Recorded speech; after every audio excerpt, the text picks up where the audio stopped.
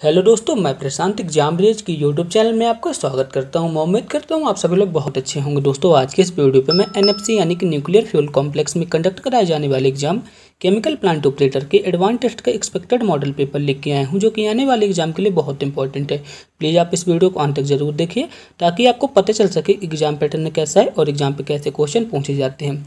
दोस्तों, इस model paper में मैंने जितने भी क्वेश्चन लिए हैं पूरी तरह से सिलेबस पर आधारित है और एग्जाम पे ऐसे ही क्वेश्चन पूछे जाते हैं। दोस्तों, आपसे एक रिक्वेस्ट है, यदि आपने हमारे इस चैनल को सब्सक्राइब नहीं किया है तो प्लीज़ आप इस चैनल को सब्सक्राइब करें, साथ ही साथ बेल आइकन का भी जरूर प्रेस करें ताकि जब भी मैं नेक्स्ट वीडियो अपलोड करूं तो उसका नोटिफिकेशन आप तक सबसे पहले पहुंच सके। दोस्तों, इसके पहले मैंने प्रीलिम्स टेस्ट की वीडियो बनाई थी, यदि आपने उस वीडियो को नहीं देखा तो प्लीज़ आप उस वीडियो को भी देखें। यहाँ पे एक आईटैप आ रहा होगा, आप वहाँ पे क्लिक करके देख सकते हैं। हालांकि लिंक मैंने इस वीडियो के डिस्क्रिप्शन में भी दे दी है। चलिए दोस्तों, वीडियो की शुरुआत करते हैं। दोस्तों, वीडियो शुरू करने से पहले एनएफसी में कंडक्ट कराए जाने वाले एग्जाम केमिकल प्लांट ऑपरेटर के एडवांस टेस्ट के एग्जाम पैटर्न को एक बार देख लेते हैं। तो दोस्तों, जैसा कि मैंने बताया था, यह एग्जाम 3 स्टेज पे होता है। पहले स्टेज पे आपको प्रीलिम टेस्ट देना होगा, जिसकी वीडियो मैंने ऑलरेडी बनाई है। यदि आपने उस वीडियो को नहीं देखा है तो प्लीज़ आप उस वीडियो को भी देखें। यहाँ पे एक आईटैप आ रहा होगा, आप वहाँ पे क्लिक करके देख सकते हैं। हालांकि लिंक मैंने इस वीडियो के डिस्क्रिप्शन में दे दी है। दोस्तों, यदि आप स्टेज 1 यानी कि प्रीलिम टेस्ट को क्वालिफाई कर लेते हैं तो आप स्टेज 2 यानी कि एडवांस टेस्ट देने के लिए एलिजिबल होंगे और आपकी मेरिट भी एडवांस टेस्ट के आधार पर ही डिसाइड होती है, यानी कि आपका सबसे ज़रूरी है एडवांस टेस्ट। दोस्तों, अब बात आती है स्टेज 3 यानी कि स्किल टेस्ट की बात आती है। तो दोस्तों, यदि आप प्रीलिम टेस्ट यानी कि स्टेज 1, स्टेज 2 यानी कि एडवांस टेस्ट को क्वालिफाई कर लेते हैं तो आपको स्किल टेस्ट देना होगा, जिसे आपको सिर्फ पास करना होता है। और दोस्तों, ये कभी कभी होता भी है और कभी कभी नहीं होता है। ये नंबर ऑफ वैकेंसी के ऊपर डिपेंड करता है। दोस्तों, आज हम डिस्कस करेंगे स्टेज 2 यानी कि एडवांस टेस्ट के बारे में कि एडवांस टेस्ट में कितने क्वेश्चन आते हैं, कितने मार्क्स के रहते हैं और इन क्वेश्चन पेपर को सॉल्व करने में कितनी टाइमिंग मिलती है। तो दोस्तों, जो ये एग्जाम रहता है इसमें 50 क्वेश्चन आते हैं और ये 150 मार्क्स के रहते हैं और इन क्वेश्चन को सॉल्व करने में आपको 120 मिनट मिलते हैं, यानी कि 2 घंटे की इसमें टाइमिंग रहती है। दोस्तों, एडवांस टेस्ट के कुछ इंस्ट्रक्शन के बारे में बात कर लेते हैं। तो दोस्तों, जो एग्ज़ाम रहता है आप सभी लोग जानते होंगे, इस एग्ज़ाम पे 50 क्वेश्चन आते हैं और ये 50 क्वेश्चन 3 पार्ट में डिवाइड रहते हैं। पहले पार्ट पे आपको फिजिक्स के बेस क्वेश्चन देखने को मिलेंगे, दूसरे पार्ट पे आपको मैथमेटिक्स के बेस क्वेश्चन देखने को मिलेंगे और तीसरे पार्ट पे आपको केमिस्ट्री के 10 क्वेश्चन देखने को मिलेंगे। दोस्तों, एडवांस टेस्ट में जो क्वेश्चन पूछे जाते हैं फिजिक्स, मैथमेटिक्स और केमिस्ट्री के, ये क्वेश्चन 11th व 12th बेस पर आधारित होते हैं। यदि आपने 11th और 12th को अच्छे से पढ़ा है तो आप एडवांस टेस्ट को ईजिली क्वालिफाई कर सकते हैं। दोस्तों, इसके बाद सेकेंड इंस्ट्रक्शन की बात करें तो इस पे बोला है कि all question curable equal marks, यानी कि सभी क्वेश्चन के लिए समान मार्क्स हैं। यदि आप किसी क्वेश्चन के आंसर को सही करते हैं तो उसके लिए 3 मार्क्स दिए जाएंगे और यदि आप किसी क्वेश्चन के आंसर को गलत करते हैं तो -1 मार्क्स काट लिए जाएंगे, यानी कि इस क्वेश्चन पेपर पे नेगेटिव मार्किंग भी होती है। मुझे उम्मीद है आप सभी लोग एडवांस टेस्ट के एग्जाम पैटर्न को अच्छी तरह समझ गए होंगे। चलिए दोस्तों, अब डिस्कस करते हैं एडवांस टेस्ट के एक्सपेक्टेड मॉडल पेपर के बारे में। तो दोस्तों, जैसा कि मैंने बताया था कि एडवांस टेस्ट के पहले पार्ट पे फिजिक्स के क्वेश्चन रहते हैं, तो चलिए फिजिक्स के क्वेश्चन को सॉल्व करते हैं। फिजिक्स का क्वेश्चन नंबर 1 है कि यदि मॉड्यूलस a क्रॉस b बराबर √3 a इंटू बी, तब a व b के बीच का कोण ज्ञात करना है। बहुत ही कॉन्सेप्ट वाला क्वेश्चन है, आप सभी लोग इस क्वेश्चन को ध्यान से समझिएगा। यहाँ पे क्या बोला है a क्रॉस b, तो आप सभी लोग बताएं a क्रॉस b का फॉर्मूला क्या होता है। तो a क्रॉस b का फॉर्मूला होता है a into B sine theta. ठीक है, a क्रॉस b का फॉर्मूला क्या होता है a into B sine theta. इसके बाद a इंटू बी का फॉर्मूला क्या होता है आप सभी लोग बताएं। तो a इंटू बी का फॉर्मूला होता है a into B cos theta. आप सोच रहे होंगे यहाँ पे परिमाण लगा है यानी कि मॉड्यूलस लगा है, तो आप सभी लोग यहाँ पे मॉड्यूलस भी लगा सकते हैं, इससे कुछ फर्क नहीं पड़ने वाला, तो हमने मॉड्यूलस भी लगा दिया। ठीक है, इसके बाद क्या करते हैं, इस समीकरण को व्यवस्थित कर लेते हैं। तो व्यवस्थित करेंगे तो किस टाइप से आ जाएगा, इस टाइप से कुछ आ जाएगा a क्रॉस b बटे a इंटू बी बराबर √3। ठीक है, अभी मैंने इसका फार्मूला और इसका फार्मूला बताया था, बस उसी फार्मूले को यहाँ पे रख दीजिए, आंसर आ जाएगा। तो मैंने यहाँ पे रख दिया a into B sine theta बटे a into B cos theta, और यहाँ पे √3 तो था ही, तो मैंने ए बी से ए बी को काट दिया और यहाँ पे कितना आ जाएगा साइन थीटा बटे कॉस थीटा। तो साइन थीटा और कॉस थीटा को अपन क्या लिख सकते हैं, यहाँ पे लिख दिया हमने साइन थीटा बटी कॉस थीटा, इसको अपन क्या लिख सकते हैं आप सभी लोग बताएं, बराबर √3, तो यहाँ पे था ही, ठीक है। तो साइन थीटा बटी कॉस थीटा को अपन लिख सकते हैं टेन थीटा, ठीक है। टेन थीटा बराबर √3, ठीक है। यहाँ पे कितना आ जाएगा, टेन थीटा बराबर √3। तो थीटा की वैल्यू कितनी आएगी आप सभी लोग बताएं, तो यहाँ पे आ जाएगा थीटा बराबर टेन इनवर्स √3। तो थीटा की वैल्यू यहाँ पे आ जाएगी 60 ठीक है। ऑप्शन नंबर सी इसका राइट आंसर रहेगा। मुझे उम्मीद है आप सभी लोग इस क्वेश्चन को अच्छी तरह समझ गए होंगे। चलिए नेक्स्ट क्वेश्चन की ओर चलते हैं। नेक्स्ट क्वेश्चन है, 1 जूल का मान अर्ग में कितना होता है, बताइए इसका आंसर क्या हो सकता है। तो इसका आंसर है 1 जूल का मान अर्ग में होता है 10⁻7। ऑप्शन नंबर डी इसका राइट आंसर रहेगा, यानी कि 1 जूल बराबर 10⁻7। ऑप्शन नंबर डी इसका राइट आंसर रहा। चलिए नेक्स्ट क्वेश्चन की ओर चलते हैं। नेक्स्ट क्वेश्चन है, स्थिति समय ग्राफ का ढाल क्या बताता है, बताइए इसका आंसर क्या हो सकता है। तो इसका आंसर है स्थिति समय ग्राफ का ढाल वेग को बताता है। ऑप्शन नंबर ए इसका राइट आंसर रहेगा। चलिए नेक्स्ट क्वेश्चन की ओर चलते हैं। नेक्स्ट क्वेश्चन है, विकृति का विमीय सूत्र क्या होता है, बताइए इसका आंसर क्या हो सकता है। तो इसका आंसर है विकृति का विमीय सूत्र होता है इनमें से कोई नहीं, यानी कि विकृति जो है तो विमहीन राशि होती है, इसलिए इसका विमीय सूत्र नहीं होता है। ऑप्शन नंबर डी इसका राइट आंसर रहेगा। चलिए नेक्स्ट क्वेश्चन की ओर चलते हैं। नेक्स्ट क्वेश्चन है, रेडियो धर्मिता मापी जाती है, बताइए रेडियो धर्मिता किसके द्वारा मापी जाती है। तो इसका आंसर है गीगर मूलर गणित द्वारा। ऑप्शन नंबर ए इसका राइट आंसर रहेगा। चलिए नेक्स्ट क्वेश्चन की ओर चलते हैं। नेक्स्ट क्वेश्चन है, लेंज का नियम है, बताइए जो लेंज का नियम होता है किस पर आधारित होता है, आप सभी लोग बताएं। तो इसका आंसर है लेंज का नियम जो है तो ऊर्जा संरक्षण पर आधारित होता है। ऑप्शन नंबर सी इसका राइट आंसर रहेगा। चलिए नेक्स्ट क्वेश्चन की ओर चलते हैं। नेक्स्ट क्वेश्चन है, विद्युत ऊर्जा को यांत्रिक ऊर्जा में बदलने की युक्ति क्या कहलाती है। तो इसका आंसर है विद्युत ऊर्जा को यांत्रिक ऊर्जा में बदलने की युक्ति विद्युत मोटर कहलाती है। ऑप्शन नंबर सी इसका राइट आंसर रहेगा। दोस्तों आप हमें कमेंट बॉक्स में लिख के बताएंगे कि यांत्रिक ऊर्जा को विद्युत ऊर्जा में बदलने की युक्ति क्या कहलाती है, इसका आंसर आप हमें कमेंट बॉक्स में बताएंगे। चलिए नेक्स्ट क्वेश्चन की ओर चलते हैं। नेक्स्ट क्वेश्चन है, एकाकीकृत परिपथ में अर्धचालक चिप निम्न में से किस धातु की बनी होती है। तो इसका आंसर है सिलिकॉन की बनी होती है। ऑप्शन नंबर सी इसका राइट आंसर रहेगा। आई रिपीट, एकाकीकृत परिपथ में अर्धचालक चिप निम्न में से किसकी बनी होती है, तो इसका आंसर है सिलिकॉन की बनी होती है। ऑप्शन नंबर सी इसका राइट आंसर रहेगा। नेक्स्ट क्वेश्चन है, एक बिजली के बल्ब का फिलामेंट किस तत्व से बना होता है, बहुत इंपॉर्टेंट है और इसका आंसर मैंने कई बार बताया है। तो इसका आंसर है एक बिजली के बल्ब का फिलामेंट टंगस्टन तत्व से बना होता है। ऑप्शन नंबर डी इसका राइट आंसर रहेगा। चलिए नेक्स्ट क्वेश्चन की ओर चलते हैं। नेक्स्ट क्वेश्चन है, किसी तारे के रंग से क्या पता चलता है, बताइए किसी तारे के रंग से क्या पता चलता है। तो इसका आंसर रहेगा उसके ताप का पता चलता है। ऑप्शन नंबर बी इसका राइट आंसर रहेगा। चलिए नेक्स्ट क्वेश्चन की ओर चलते हैं। नेक्स्ट क्वेश्चन है, एक सामान्य शुष्क सेल में विद्युत अपघट्य होता है, बताइए इसका आंसर क्या हो सकता है। तो इसका आंसर है एक सामान्य शुष्क सेल में अमोनियम क्लोराइड जो है तो विद्युत अपघट्य होता है। ऑप्शन नंबर सी इसका राइट आंसर रहेगा। चलिए नेक्स्ट क्वेश्चन की ओर चलते हैं। नेक्स्ट क्वेश्चन है, पानी में हवा का बुलबुला वैसे काम करता है जैसे, बताइए पानी में हवा का बुलबुला किसकी तरह कार्य करता है। तो इसका आंसर रहेगा अवतल लेंस की भांति कार्य करता है। ऑप्शन नंबर ए इसका राइट आंसर रहेगा। चलिए नेक्स्ट क्वेश्चन की ओर चलते हैं। नेक्स्ट क्वेश्चन है, किसी अवरोध की कोर से प्रकाश का मुड़ना क्या कहलाता है, बहुत ईजी है, बताइए इसका आंसर क्या हो सकता है। तो इसका आंसर है विवर्तन कहलाता है।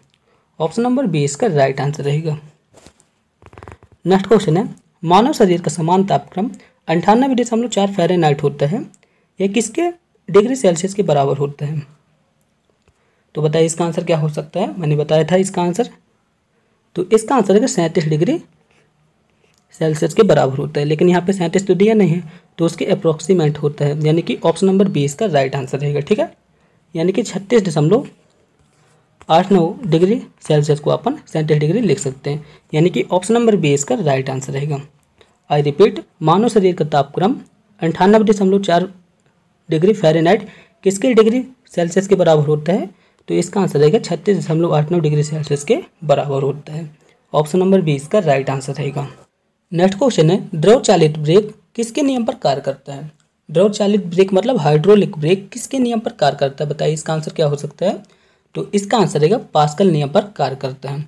ऑप्शन नंबर डी इसका राइट आंसर रहेगा। चलिए नेक्स्ट क्वेश्चन की ओर चलते हैं।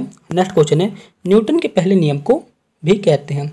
बताइए न्यूटन के पहले नियम को अन्य किस नाम से जाना जाता है? तो इसका आंसर रहेगा जड़त्व के नियम के नाम से भी जाना जाता है। ऑप्शन नंबर बी इसका राइट आंसर रहेगा। चलिए नेक्स्ट क्वेश्चन की ओर चलते हैं। नेक्स्ट क्वेश्चन है एक स्प्रिंग को 3 बराबर भागों में काट लिया जाए तो किसी एक टुकड़े का स्प्रिंग नियतांक कितना होगा? बहुत इंपॉर्टेंट क्वेश्चन है, आप सभी लोग ध्यान से देखिएगा। जैसे यहाँ पे क्या बोला है, एक स्प्रिंग को 3 बराबर टुकड़ों में काटा जाता है तो किसी एक टुकड़े का स्प्रिंग नियतांक कितना होगा? ठीक है, जैसे कि यहाँ पे एक स्प्रिंग दी है, इसको 3 टुकड़े में डिवाइड करना है। ठीक है, तो एक टुकड़े का स्प्रिंग नियतांक कितना होगा? तो इसका आंसर रहेगा 3K। ठीक है, ऑप्शन नंबर बी इसका राइट आंसर रहेगा। चलिए नेक्स्ट क्वेश्चन की ओर चलते हैं। नेक्स्ट क्वेश्चन है एक डायोड दृष्टिकारी के रूप में बदलता है। बताइए इसका आंसर क्या हो सकता है? तो इसका आंसर रहेगा AC को DC में परिवर्तित करता है। ऑप्शन नंबर ए इसका राइट आंसर रहेगा। चलिए नेक्स्ट क्वेश्चन की ओर चलते हैं। नेक्स्ट क्वेश्चन है इस क्वेश्चन पे बल आघूर्ण का फार्मूला पूछा है, तो बताइए बल आघूर्ण का फार्मूला क्या होता है? तो इसका आंसर रहेगा बल आघूर्ण का फार्मूला होता है जड़त्व आघूर्ण इंटू कोणीय त्वरण, यानी कि ऑप्शन नंबर बी इसका राइट आंसर रहेगा। चलिए नेक्स्ट क्वेश्चन की ओर चलते हैं। नेक्स्ट क्वेश्चन है बर्नौली के प्रमेय किस नियम पर आधारित है? बताइए इसका आंसर क्या हो सकता है? तो इसका आंसर रहेगा बर्नौली के प्रमेय जो है तो ऊर्जा संरक्षण पर आधारित है। ऑप्शन नंबर सी इसका राइट आंसर रहेगा। दोस्तों एडवांस टेस्ट का पार्ट 2 आ गया जिसमें मैथ के क्वेश्चन आते हैं, तो चलिए मैथ के क्वेश्चन को भी सॉल्व करते हैं। तो क्वेश्चन नंबर 21 बोल रहा है कि 10 1 degree into 10 2 degree into 10 3 degree से लेके 10 89 डिग्री तक कितना मान होता है? तो इसका आंसर हमेशा रहेगा 1 होता है। ऑप्शन नंबर बी इसका राइट आंसर रहेगा। दोस्तों यदि आप चाहते हैं इसको मैं सॉल्व करके बताऊं तो आप हमें कमेंट बॉक्स में कर सकते हैं। चलिए नेक्स्ट क्वेश्चन की ओर चलते हैं। नेक्स्ट क्वेश्चन है नीचे दिए गए व्यंजक x square plus 3x minus 28 के समतुल्य क्या होगा? यानी कि अपने को इसका गुणनखंड याद करना है, तो इसका गुणनखंड कितना होगा? चलिए इसे सॉल्व कर लेते हैं।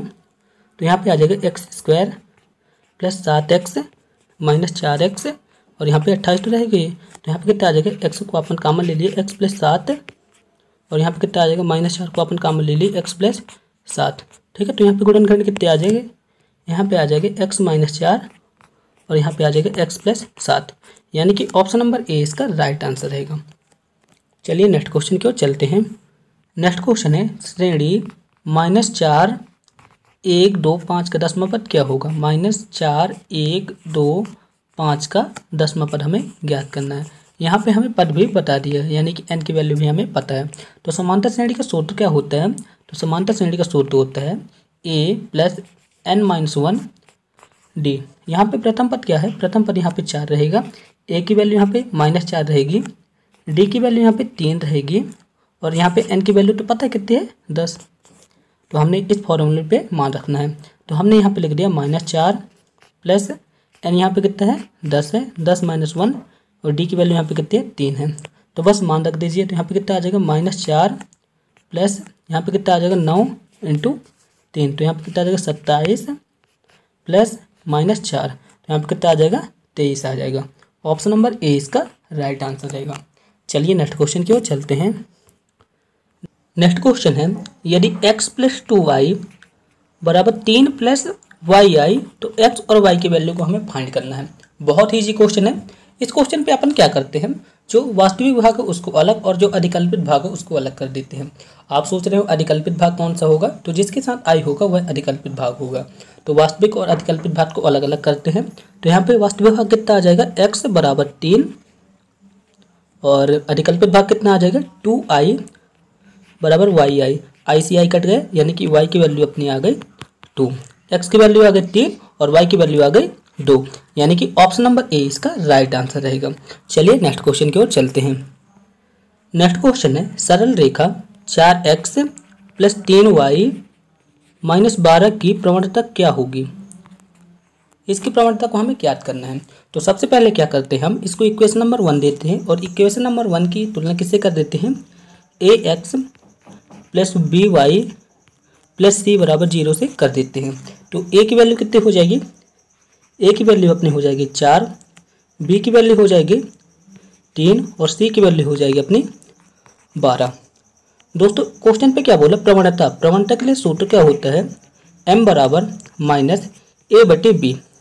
ए की वैल्यू कितनी थी, ए की वैल्यू थी 4 और बी की वैल्यू थी 3 और यहाँ पे माइनस लगा रहेगा, तो यानी कि 4/3 इसका राइट आंसर रहेगा। ऑप्शन नंबर ए इसका राइट आंसर रहा। मुझे उम्मीद है आप सभी लोग समझ गए होंगे। चलिए नेक्स्ट क्वेश्चन की ओर चलते हैं। नेक्स्ट क्वेश्चन है, परवलय की उत्केंद्रता ई का मान कितना होता है। बताइए परवलय की उत्केंद्रता कितनी होती है, तो इसका आंसर है परवलय की उत्केंद्रता हमेशा 1 होती है। ऑप्शन नंबर ए इसका राइट आंसर रहा। नेक्स्ट क्वेश्चन है, परवलय की उत्केंद्रता ई का मान कितना होता है, तो इसका आंसर रहेगा परवलय की उत्केंद्रता हमेशा 1 होती है। ऑप्शन नंबर ए इसका राइट आंसर रहेगा। चलिए नेक्स्ट क्वेश्चन की ओर चलते हैं।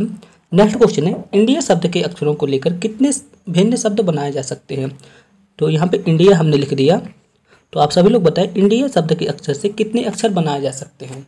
तो चलिए इस क्वेश्चन को सॉल्व करते हैं। तो इंडिया शब्द में कितने अक्षर हैं, 5 अक्षर हैं और आई कितनी बार रिपीट हुआ है, 2 बार रिपीट हुआ है। तो बस आंसर आ गया अपना।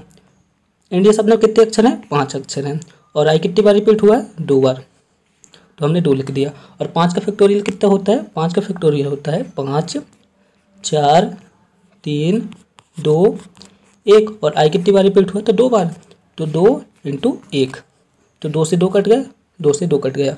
ठीक है, तो यहाँ पे कितना आ जाएगा, 4 3 12 12 5 60, यानी कि ऑप्शन नंबर डी इसका राइट आंसर रहेगा। यदि आपको फिर भी किसी तरह का डाउट है तो आप हमें कमेंट बॉक्स कर सकते हैं। चलिए नेक्स्ट क्वेश्चन की ओर चलते हैं। नेक्स्ट क्वेश्चन है, यहाँ पे एक द्विपद प्रमेय दी हुई है। द्विपद प्रमेय क्या है, x + a⁴ n के प्रसार में व्यापक पद क्या होगा। तो इसका आंसर हमेशा रहेगा r+1वां पद जो है तो व्यापक पद रहेगा। कौन से ऑप्शन पे दिया है, ऑप्शन नंबर बी पे दिया है, यानी कि ऑप्शन नंबर बी जो है तो इसका राइट आंसर रहेगा। चलिए नेक्स्ट क्वेश्चन की ओर चलते हैं। नेक्स्ट क्वेश्चन है, त्रिभुज के तीनों शीर्षों से होकर जाने वाले वृत्त को क्या कहा जाता है। तो इसका आंसर रहेगा त्रिभुज के तीनों शीर्षों से होकर जाने वाले वृत्त को परिवृत्त कहा जाता है। ऑप्शन नंबर ए इसका राइट आंसर रहेगा। चलिए नेक्स्ट क्वेश्चन की ओर चलते हैं। नेक्स्ट क्वेश्चन है, किसी त्रिभुज के अवयव होते हैं। तो बताइए किसी त्रिभुज के कितने अवयव होते हैं। तो इसका आंसर रहेगा किसी त्रिभुज के 6 अवयव होते हैं। ऑप्शन नंबर डी इसका राइट आंसर रहेगा। चलिए नेक्स्ट क्वेश्चन की ओर चलते हैं। नेक्स्ट क्वेश्चन है, एक्स अक्ष का समीकरण क्या होगा। बहुत ईजी क्वेश्चन है, आप सभी लोग सोचें और इसका आंसर बताएं। तो यहाँ पे क्या बोला, एक्स अक्ष का समीकरण। तो एक्स अक्ष का समीकरण हमेशा होता है y = 0। ठीक है, ऑप्शन नंबर ए इसका राइट आंसर रहेगा। यदि यहाँ पे पूछ लेता y अक्ष का समीकरण क्या होगा, तो y अक्ष का समीकरण यहाँ पे रहता x = 0, लेकिन यहाँ पे क्या बोला है, x अक्ष का समीकरण, इसलिए y = 0 इसका राइट आंसर रहेगा। चलिए नेक्स्ट क्वेश्चन की ओर चलते हैं। नेक्स्ट क्वेश्चन है, बिंदु 4 3 5 की x अक्ष से दूरी क्या होगी। बहुत इंपॉर्टेंट क्वेश्चन है और इस टाइप के क्वेश्चन पूछे जाते हैं। तो इस टाइप के क्वेश्चन को कैसे सॉल्व करते हैं, यदि यहाँ पे 4 3 5 दिया है, तो यदि हम इसे x y z मान लेते हैं तो इसकी x अक्ष से दूरी क्या होगी, तो इसकी x अक्ष से दूरी रहेगी y² + z²। ठीक है, यदि हम y को 3 माने थे और z को 5 माने थे तो बस इसकी वैल्यू रख दीजिए, आंसर आ जाएगा। तो यहाँ पे कितना आ जाएगा, 3² + 5², तो यहाँ पे कितना आ जाएगा, 9 + 25 √। तो यहाँ पे कितना आ जाएगा, √34। कौन से ऑप्शन पे दिया है, ऑप्शन नंबर ए पे। ऑप्शन नंबर ए इसका राइट आंसर है। दोस्तों यदि आपको फिर भी किसी तरह का डाउट है तो आप हमें कमेंट बॉक्स में कमेंट कर सकते हैं। चलिए नेक्स्ट क्वेश्चन की ओर चलते हैं। नेक्स्ट क्वेश्चन है, लिमिट x → 0 y³ / x²। ठीक है, ये अपने को इक्वेशन बताया गया है और यहाँ पे y³ की वैल्यू क्या दी हुई है, y³ की वैल्यू दी हुई है a⁵ b x⁵ + c x⁵ ये अपने को y³ की वैल्यू को बताई गई है। अब क्या करते हैं, जो यहाँ पे y³ है, y³ की वैल्यू को हम यहाँ पे लिख देते हैं। तो यहाँ पे क्या आ जाएगा, लिमिट x → 0 y³ की वैल्यू यहाँ पे इसको रखना है। तो यहाँ पे क्या आ जाएगा, a⁵ + b x⁴ + c x⁵ / x² तो रहेगी ही। अब क्या करते हैं, x² को तीनों के बटे पे अलग अलग कर देते हैं। तो यहाँ पे क्या आ जाएगा, limit x → 0 a x² / x² + b x square बटे 4 बटे x2 प्लस सी एक्स की पावर 5 बटे x2। ठीक है, अब क्या करते हैं, एक्स स्क्वायर से भाग लगाएंगे तो यहाँ पे क्या आ जाएगा, a आ जाएगा, और यहाँ पे क्या आ जाएगा, b एक्स की पावर 2 प्लस सी एक्स की पावर 3 आ जाएगा। ठीक है, जब हम काटेंगे तो इतना आ जाएगा, और यहाँ पे रहेगा लिमिट x टेंस टू 0। ठीक है, अब क्या करते हैं, यहाँ पे कितना आ गया, limit x tends to 0 a plus b x की पावर 2 प्लस सी एक्स की पावर 3। अब क्या करते हैं, लिमिट रख देते हैं, तो लिमिट रखेंगे तो कितना आ जाएगा, a प्लस 0 की पावर 2 प्लस सी 0 की पावर 3।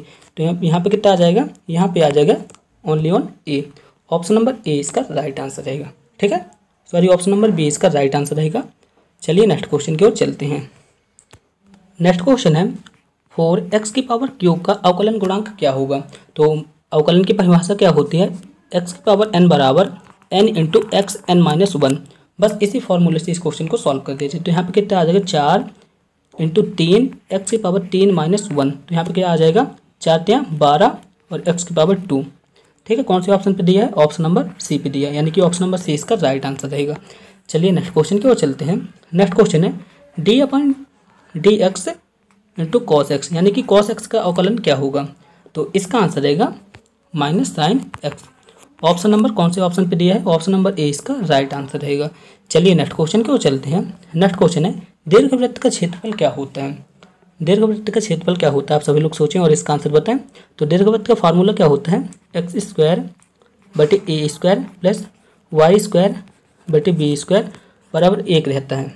ठीक है, तो बताइए दीर्घवृत्त का क्षेत्रफल क्या होता है। तो इसका क्षेत्रफल हमेशा होता है pi A B. Option number A इसका राइट आंसर रहेगा। चलिए नेक्स्ट क्वेश्चन की ओर चलते हैं। नेक्स्ट क्वेश्चन है किसी निश्चित घटना की प्रायिकता होती है। तो बताइए किसी निश्चित घटना की प्रायिकता कितनी होती है। तो इसका आंसर रहेगा किसी निश्चित घटना की प्रायिकता होती है 1।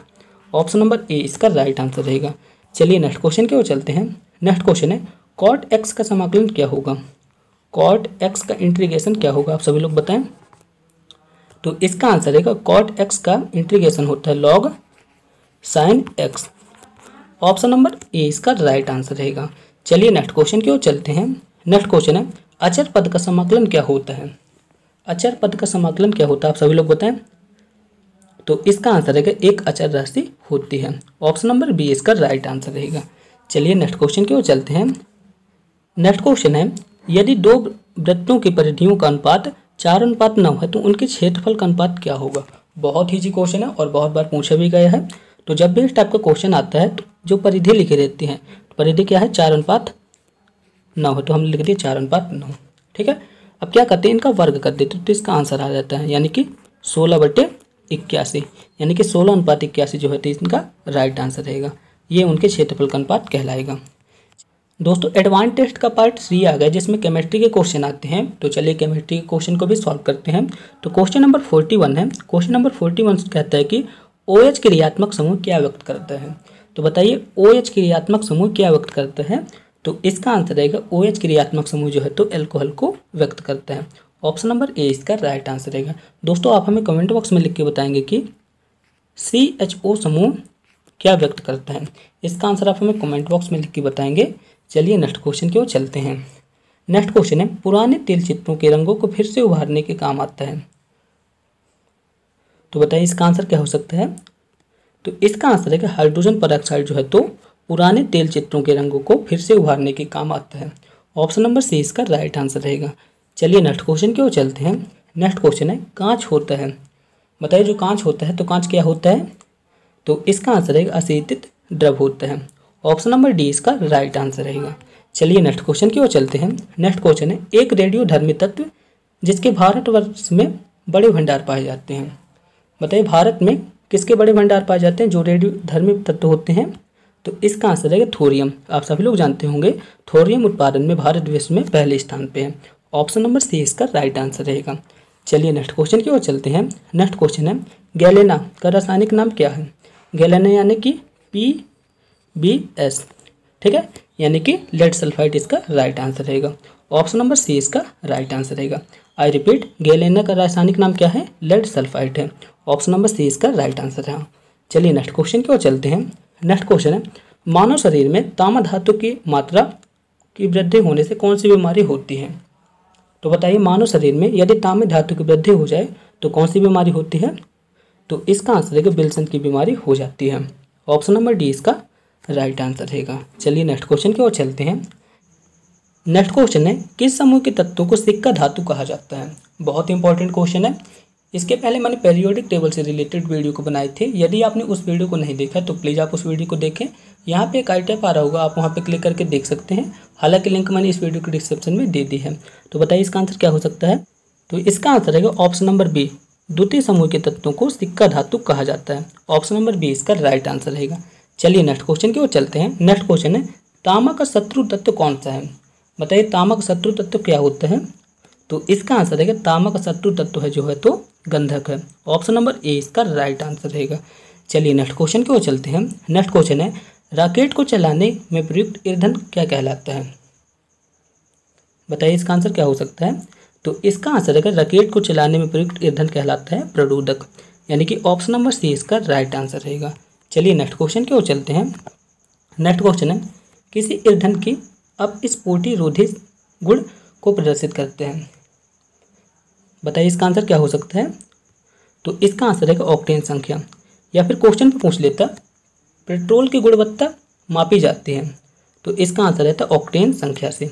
आई रिपीट, किसी ईंधन के अपस्फोटरोधी गुण को प्रदर्शित करते हैं ऑक्टेन संख्या। ऑप्शन नंबर सी इसका राइट आंसर है। दोस्तों, हमारी यह वीडियो आपको कैसी लगी प्लीज़ कमेंट बॉक्स में बताएं। इस वीडियो को अपने दोस्तों के साथ ज़्यादा से ज़्यादा शेयर करें ताकि उनके प्रिपरेशन भी अच्छी हो सके। मिलते हैं नेक्स्ट वीडियो पे, तब तक के लिए थैंक यू।